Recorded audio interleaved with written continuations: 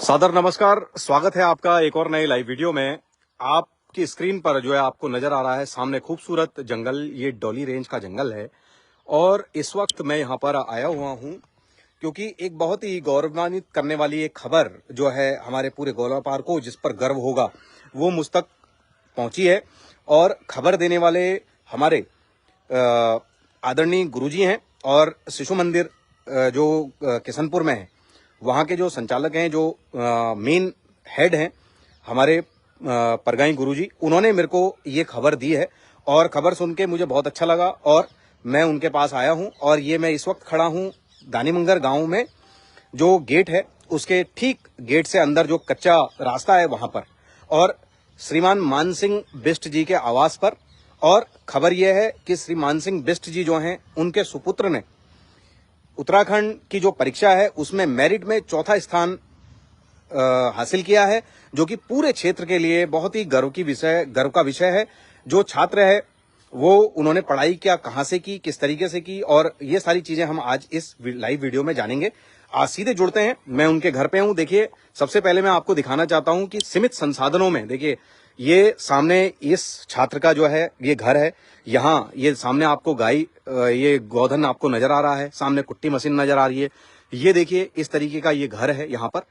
जो मैं ये इसलिए दिखा रहा हूं आपको क्योंकि लोग और हमारे बच्चे आज की डेट में जो कहते हैं ना कि सीमित, हमें ये नहीं मिला, हमें वो नहीं मिला, तो उनको ये देखना चाहिए वीडियो। ये देखिए इस तरीके का, और ये देखिए वहां पर वो गोट है, और ये देखिए सामने ये जंगल है जहां पर जंगली जानवरों का भी आतंक है, दुनिया भर की चीजें हैं यहाँ पर। कितनी मुश्किलों से, परेशानी से यहाँ के लोग यहाँ पर जीवन बसर करते हैं। और वैसे ही बच्चे, क्योंकि वो हाथ बटाते हैं अपने घर पे सारी चीजों के लिए। तो मैं आपकी सीधी बात कराता हूँ, यहाँ पर मेरे साथ बैठे हैं गुरुजी। गुरुजी से बात करते हैं पहले। सबसे पहले गुरुजी नमस्कार, कैसे हैं आप? नमस्कार भाई साहब, बढ़िया सुंदर, आप ठीक है? हाँ, और बहुत बहुत बधाइयां आपको, क्योंकि आपका पढ़ाया हुआ छात्र जो है उसने क्षेत्र में आपके नाम, अपने परिवार के नाम के साथ साथ आपका नाम भी रोशन किया। क्या कहेंगे इसके लिए? धन्यवाद भाई साहब, बड़ा गर्व महसूस हुआ। अपने विद्यालय में प्रारंभ से ही पढ़े हुए भैया पंकज सिंह बिष्ट, जिन्होंने कक्षा 8 तक की पढ़ाई अपने सरस्वती शिशु विद्या मंदिर किशनपुर गोलापार से संपन्न की। तत्पर्यंत राजकीय इंटर कॉलेज, आदर्श राजकीय इंटर कॉलेज दौलतपुर में उन्होंने प्रवेश लिया। और प्रारंभ से ही बहुत मेधावी और एकदम शांत स्वभाव के विद्यार्थी, और मन में एक जिजीविषा, एक लगन लिए हुए ऐसे विद्यार्थी रहे। और जिसके कारण हमको भी विश्वास रहता था कि वो आगे चलकर कहीं न कहीं माता पिता के साथ साथ हम लोगों के साथ साथ उत्तराखंड का भी नाम रोशन करेंगे और क्षेत्र का भी नाम रोशन करें। आज उन्होंने वह करके दिखाया, इसका मुझे बहुत गर्व महसूस है और मैं उनको बहुत बहुत बधाई देता हूँ इस सफलता के लिए। ठीक, बहुत बहुत धन्यवाद गुरुजी। और यहाँ पर हमारे साथ हैं छात्र के जो पिताजी हैं, मान सिंह जी। आपका स्वागत है डिजिटल पोर्टल पे। और आप थोड़ा सा ये बताइए, कैसा लग रहा है? बच्चे ने इतना अच्छा परफॉर्म किया है, आपका नाम रोशन किया है, क्षेत्र का नाम रोशन किया, क्या कहेंगे इसका? और क्या, किसको देंगे श्रेय? सर, अब मेरे को तो गर्व महसूस हो ही रहा है। चलो, बच्चे ने अपने हिसाब से मेहनत कर रखी है। हाँ, बचपन में इसकी माँ ने इसको क्या कहते हैं, बचपन से ही धीरे धीरे करके स्कूल से पहले उसने शिक्षा दी। उसके बाद 1 से 8 तक शिशु मंदिर, अच्छा अच्छा, जो है क्या कहते हैं, शिशु मंदिर में 1 से 8 तक मतलब शिष्टाचार से, मतलब वहाँ भी इसकी पढ़ाई सही रही। और उसके बाद क्या जो है, जब मैंने 9th में दौलतपुर में इसका एडमिशन कराया तो वहाँ भी इसका जो है टीचरों ने मतलब ठीक से ध्यान रहा, मेरे को भी कई बार बुलाया। हाँ, तो क्या कहते हैं, उसके बाद अब जो है अभी मेरे को बहुत मतलब मैंने जो किया, मतलब यह लड़के ने जो मेहनत की उसका फल अभी मेरे को प्राप्त हुआ है। मतलब मैं सब, मतलब बच्चे का क्या, गुरुजन लोगों का सबका आभार व्यक्त करना चाहता हूँ। ठीक। और बच्चा कैसे पढ़ाई करता था, किस तरीके से, क्या? सर, बच्चे ने लगभग मतलब यूट्यूब से और क्या कहते हैं मतलब ऑनलाइन पढ़ाई, मतलब 9th के बाद ऑनलाइन ही, मतलब घर में पढ़ाई, मतलब ऑनलाइन अधिकतर, मतलब ट्यूशन कुछ नहीं लगाया, तो ऑनलाइन ही करता था। ऑनलाइन ही करता था। ठीक। और आप सिस्टर हैं, क्या नाम है आपका? रेखा बिष्ट हैं हमारे साथ। देखो, आप क्या कहेंगी, किस तरीके से आपके भाई पढ़ाई करते थे, किस तरीके से वो करते थे, और आपको क्या कहते हैं, और कैसा लग रहा है आपको? बहुत खुशी हो रही है। मेरा भाई ज्यादातर मतलब फोन से पढ़ता रहता था। हाँ। दिन भर मेहनत करता था, रात को ठीक है, ठीक है। देखो यहाँ पर बहन जो है वो इमोशनल हो रही है और खुशी के आंसू हैं, ये सबसे बड़ी बात ये है, खुशी के आंसू हैं। बच्चा कोई बात नहीं, बहुत बढ़िया बात है, देखो खुशी की बात है। और अब आप बताओ, अच्छी तरीके से बताओ। और आपको अच्छा लग रहा है, बढ़िया लग रहा है, क्षेत्र को पूरे सब कुछ अच्छा लग रहा है। जहां एक तरफ आप देख रहे हैं, जहां एक तरफ बच्चे मोबाइल की वजह से बिगड़ रहे हैं, मोबाइल की वजह से हाथ से जा रहे हैं, वहीं हमारे क्षेत्र में, अपने क्षेत्र में एक बच्चा मोबाइल के सहारे पढ़ाई करते हुए क्षेत्र में अपने पूरे उत्तराखंड में, डिस्ट्रिक्ट में इस तरीके से नाम रोशन कर रहा है। तो यहाँ पर वो बहन से हम बात कर रहे हैं, बहन। और पान सिंह मेवाड़ी जी भी हमारे साथ जुड़ गए हैं।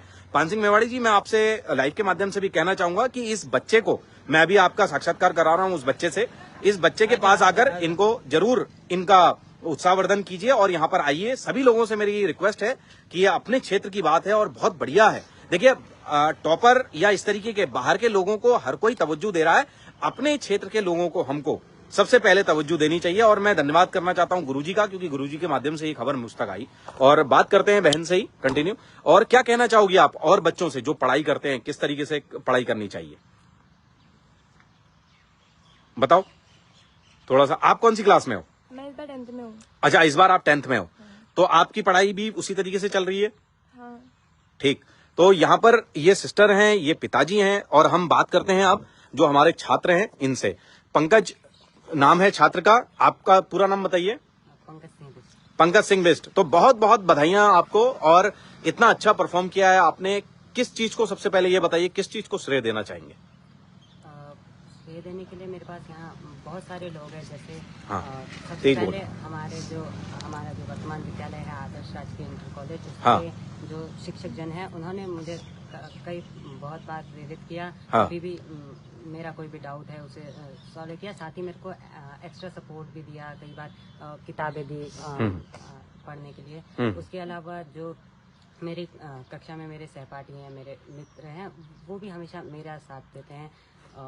उनके साथ डिस्कशन करने में, बातें करने में भी बहुत सारी चीज़ें सीखते हैं। उसके अलावा जैसे हम प्रेरणा के लिए हमारे पास यहाँ बहुत सारे, जैसे मेरे मम्मी पापा हैं, हाँ, उन्होंने हमेशा मुझे प्रेरित किया है। कभी मतलब मुझे किसी भी चीज़ की कमी का एहसास नहीं होने दिया है और हमेशा प्रेरित ही करा है कभी।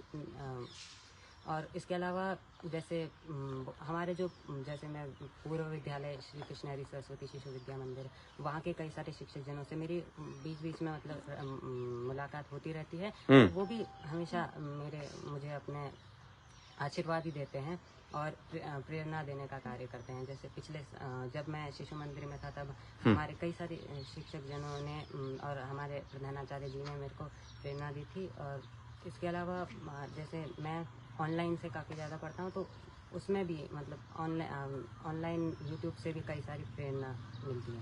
अच्छा, तो आप ये बताइए, जो आप 8th तक पढ़ते थे, जो गुरुजी आपके साथ बैठे हैं, तो वहां पर आपका परफॉर्मेंस कैसा था और आपको कैसा लगा? क्योंकि देखो, जब आपका बेस मजबूत होगा तभी आप आगे चीजें कर पाएंगे। तो आपका जो 8th तक की शिक्षा थी आपकी, वो कैसे हुई, उसके बारे में बताइए थोड़ा सा। सबसे पहले तो मेरी प्रारंभिक शिक्षा यूकेजी में मैं श्री कृष्ण हरी सरस्वती शिशु विद्या मंदिर में दाखिल हुआ था। हाँ। उसके बाद लगभग मतलब ऑन एन एवरेज स्टूडेंट था मैं। यूकेजी में शायद सेकंड आया था, लगभग एवरेज स्टूडेंट था। कभी कभी मेरा उतार चढ़ाव होता रहता था, जैसे कभी फर्स्ट आ गया, फिर थर्ड, फिर नीचे गिर जाता था। फिर उसके बाद कोरोना काल आया, तो उसमें काफ़ी ज़्यादा पढ़ाई में डिस्टर्ब हुआ। हालांकि मेंटेन करने की कोशिश की, पर थोड़ी सी पढ़ाई बिगड़ गई। उसके बाद भी वही उतार चढ़ाव चढ़ता जाता था। फिर उसके बाद 7th का जो रिजल्ट सेरेमनी थी, उसमें हमारे प्रधानाचार्य जी ने हमें प्रेरित किया ये बोलकर कि जैसे इस मंच में जहाँ पुरस्कार वितरण हो रहा था, हाँ, यहाँ जो एक साल दिखता है वो अगले साल दिखाई नहीं देता। तो और मेरे पिताजी ने मुझे इस बात को हमेशा याद दिलाए रखा। ठीक, मतलब कि आपने चैलेंज लिया उसको। बहुत बढ़िया। उसके बाद जो 8th की शिक्षा पूरी हुई, मैं फिर उसके बाद नया स्कूल था, तो काफ़ी सारी चीज़ें सीखने को मिली। इम्प्रोवाइज करते गए। और सबसे ज्यादा मेन चीज क्या है, मैं एक चीज बताऊं।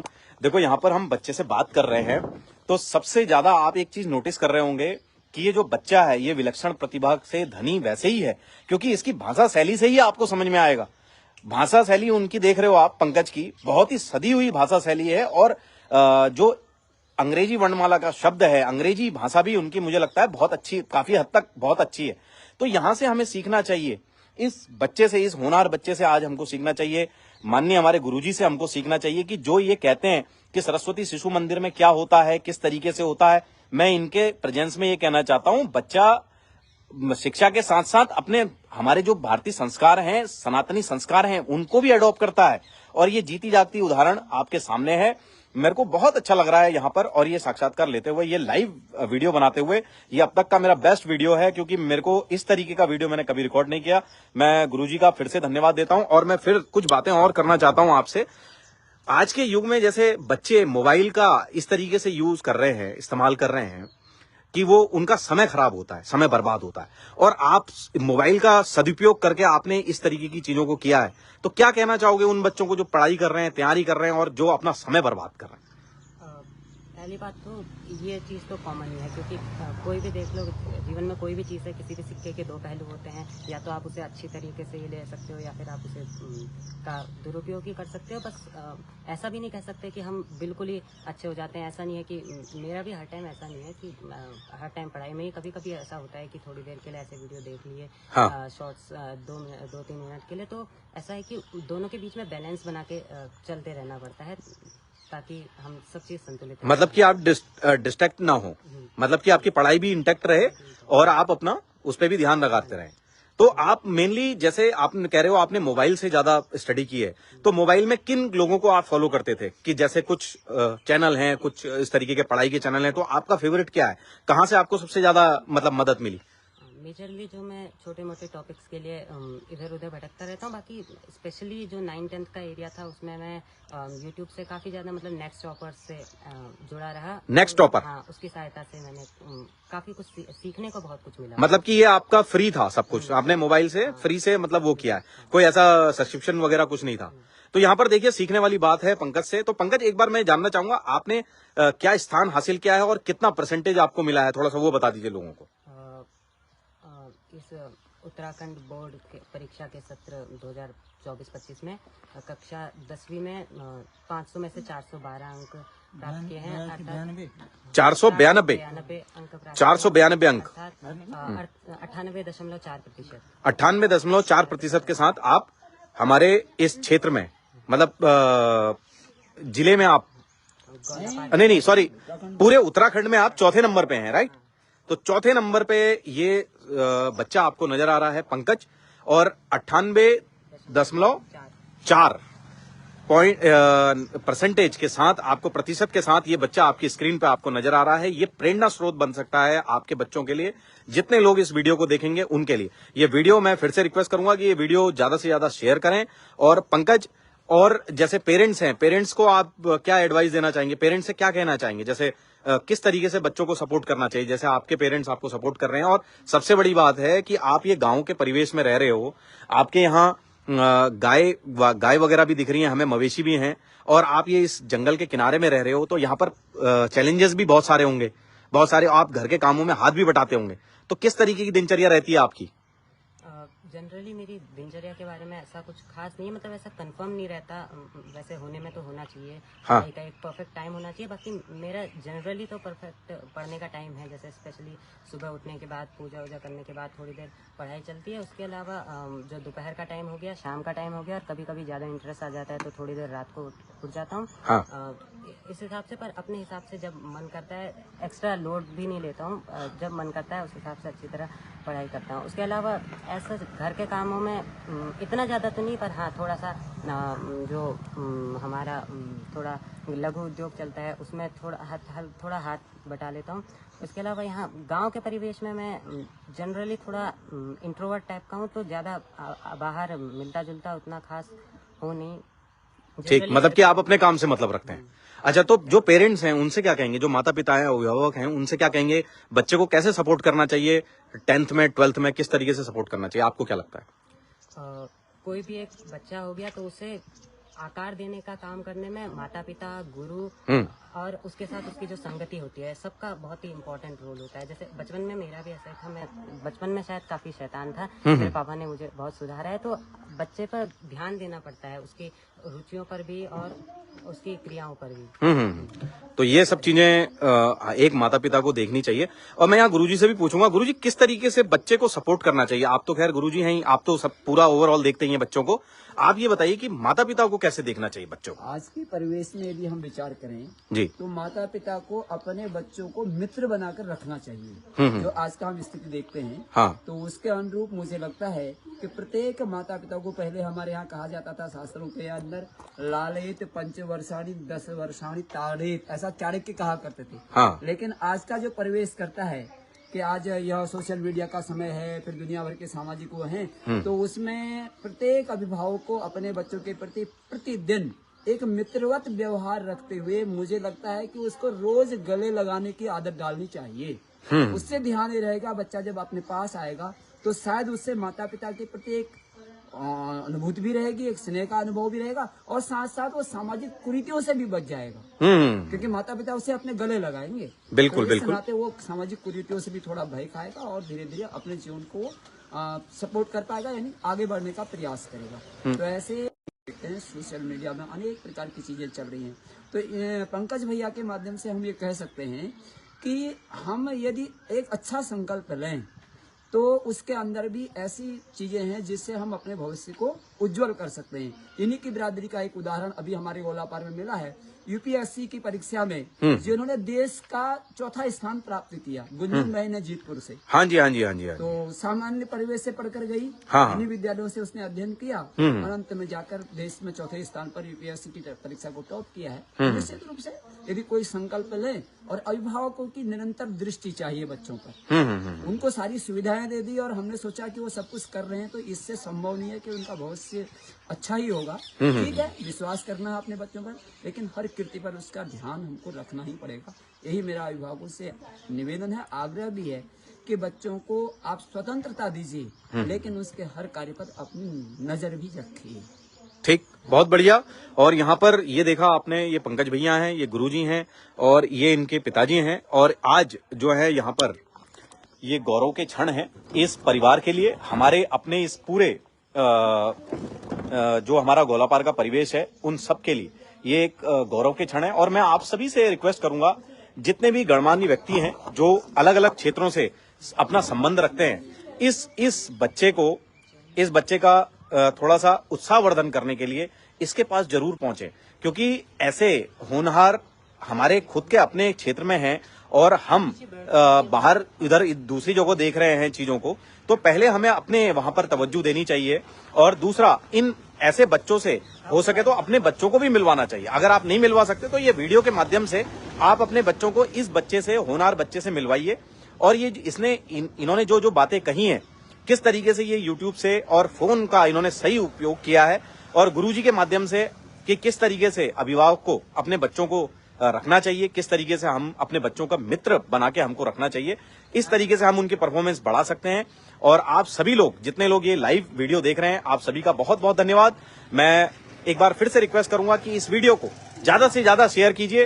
अपने क्षेत्र का जो है नाम जो है दूसरी जगहों तक जाना चाहिए। मैं एक बार गुरुजी क्या कह रहे हैं कुछ थोड़ा सा सुन लेते हैं। जैसे इनका ग्रामीण परिवेश में उन्होंने अपना अध्ययन किया है, मैं कह रहा था जी पिताजी साथ पे बैठे हुए हैं, अच्छा होता है इनकी माताजी भी पास में होती, लेकिन पारिवारिक व्यवस्थाएं सारी देखनी पड़ती हैं। हाँ जी। वह जीवन यापन के संसाधनों को ढूंढने के लिए कहीं अन्य इस समय परिश्रम करने गई है। ठीक, मतलब माताजी अभी अपने काम से देखिए, गई है। और मतलब कि बच्चा इतनी बड़ी खुशी जो है आया है, उनको मालूम है या नहीं मालूम है? अच्छा, उनको पता गिर दिया, इन्फॉर्म कर दिया गया। हाँ, लेकिन उनको देखो, हाँ, कितना मतलब घर की व्यवस्थाओं को जुटाने के लिए उनकी मम्मी जो है, माताजी, वो गई हुई हैं और पिताजी यहाँ पर हैं। स्थिति आपने देख ली है। बच्चा अगर ठान ले तो क्या नहीं कर सकता, वो ये पंकज भैया ने यहाँ पर सिद्ध करके दिखा दिया है। और डिफिकल्टी, कठिन परिस्थितियों में उन सबको जूझते हुए इस बच्चे ने एक अपना लक्ष्य बनाकर उसका पीछा किया और वो लक्ष्य आज अचीव भी कर लिया है। तो और बच्चों से आपका क्या कहना होगा गुरुजी, किस तरीके से करें पढ़ाई? एक निश्चित समय बनाए, मुझे तो ऐसा लगता है कि समय तो बनाना ही पड़ेगा। एक दिन निश्चित दिनचर्या बना करके उसके अनुरूप अपने को ढालने का प्रयास करना चाहिए। हाँ। वो बात अलग है कि विद्यार्थी के जीवन में अनेक उतार चढ़ाव आते हैं, कभी उस समय में वो अपने को सेट कर पाएंगे, कभी नहीं कर पाएंगे, लेकिन तो भी एक निश्चित समय चक्र या टाइम टेबल उसके सामने रहेगा, तो हर समय ध्यान रहेगा कि मुझे आज कहाँ कमी रही, कहाँ मैंने छोड़ा, कहाँ मैंने उसको उपयोग में लिया, तो इस नाते बार बार जब ध्यान में चीज आएगी तो बच्चा अपने को संभाल पाएगा। निश्चित रूप से पहला काम दिनचर्या का है, दूसरा है अनुशासन। अनुशासन भी बहुत जीवन में स्व का अनुशासन चाहिए, दूसरे को अनुशासन नहीं, स्व का अनुशासन। मैं समय का कितना पालन करता हूँ, ये अनुशासन के अंदर आएगा। और निश्चित रूप से जब इस प्रकार वह विद्यार्थी पढ़ेंगे आगे, तो निश्चित रूप से आगे बढ़ेंगे और अपना भी नाम रोशन करेंगे, माता पिता गुरुजनों का सबका नाम रोशन करेंगे। यही अपेक्षा है सभी विद्यार्थियों से। वह अपनी मेहनत में प्रेरणा लेते हुए आगे का भविष्य तय करें और निश्चित रूप से यदि हम कोई चीज ठानते हैं, कोई लक्ष्य लेते हैं, तो लक्ष्य प्राप्त होता ही है। ऐसा नहीं है कि लक्ष्य प्राप्त न हो, यह है कि कर्म जरूर करना पड़ता है और कर्म के आधार पर फल की प्राप्ति अवश्य होती है। ठीक। अच्छा पंकज भैया, अब आपका आगे जो गोल है, यानी कि 12th की परीक्षा होगी 12वीं का, तो उसके लिए आप क्या गोल सेट करते हैं? 12वीं के बोर्ड के लिए? हाँ, 12वीं के बोर्ड के लिए। अभी 10वीं के बोर्ड के बाद पहली बात तो ये है कि अभी अपनी प्रोग्रेस को इसी तरह मेंटेन करना है, गिरना कहीं नहीं है। उसके अलावा मेरा जो पढ़ाई के अलावा है, उसके साथ अगर बहुत सारे कई सारे इंटरेस्ट है, तो उनको भी साथ लेके चलना है। मतलब थोड़ा पीछे छूटते हैं। क्योंकि अब देखो 10th से अब बड़ी क्लास हो जाएगी, 11 और 12th, फिर आपको उसके हिसाब से वो करना पड़ेगा, स्टडी और ज्यादा आपको ध्यान देना पड़ेगा। और फिर आप जो है प्रदेश में स्थान के लिए मतलब सोचेंगे, इससे आगे और अच्छा स्थान प्राप्त करने की आपकी मतलब कोशिश रहेगी, इसी तरीके से रहेगी।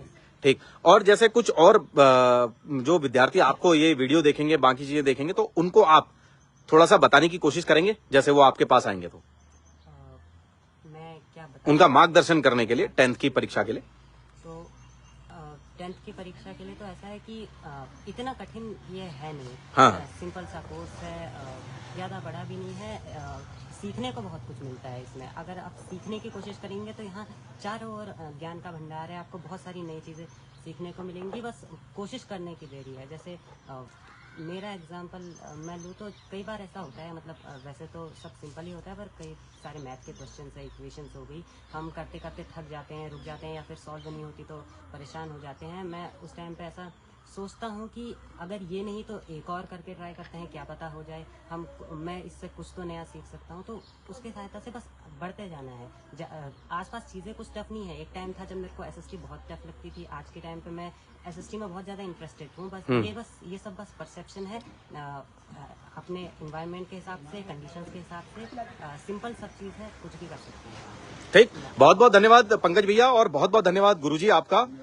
ठीक। तो यहाँ पर मैं फिर से आपको यही कहूंगा, आप लोगों सभी लोगों से जो वीडियो देख रहे हैं, ये वीडियो को ज्यादा से ज्यादा शेयर कीजिएगा, ताकि ये जो बच्चा है हमारा, जो भैया है पंकज भैया, इनकी जो एडवाइस है वो सभी लोगों तक पहुंचे और इससे मैक्सिमम बच्चों को फायदा पहुंचे। और जो बच्चे प्रदेश में, जिले में अपना नाम रोशन करने की सोच रहे हैं, स्थान हासिल करने की सोच रहे हैं, इससे इस वीडियो से डेफिनेटली उनको बहुत हेल्प मिलने वाली है।